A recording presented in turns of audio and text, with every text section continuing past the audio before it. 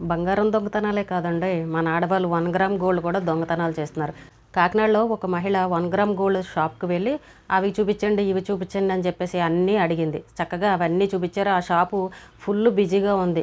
మొత్తం కస్టమర్లు అందరూ కిటకిటలాడుతూ ఉంటే ఈమె ఒక్కొక్కటి చేతిలో పట్టుకుని తన చేతిలో ఉన్న సంచిలోకి తనకు నచ్చిన వస్తువులన్నీ బ్యాగ్లో వేసేసుకుంది.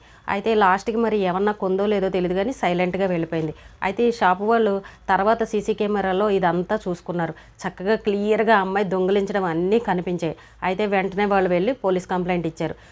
పోలీసులకు చూపించిన తర్వాత ఇతను ఏం చేశాడంటే ఆ రీల్ని సీసీ ఫుటేజ్ని తీసుకొచ్చి తన సోషల్ మీడియాలో ఇన్స్టాలో పోస్ట్ చేశాడు.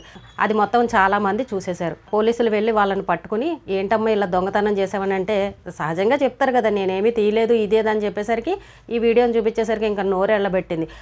సోషల్ మీడియాలో పెట్టి నా పరువంతా తీస్తారని చెప్పేసి రివర్స్లో వీళ్ళ మీదే గొడవకు వచ్చారు.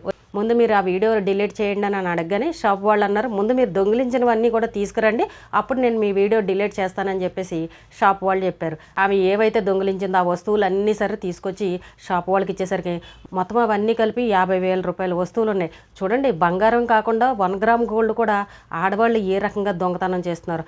ఎంత దిగజారిపోతారా అండి. అసలు దొరికేమనంటే అసలు పరువు ఏమన్నా ఉంటుందా?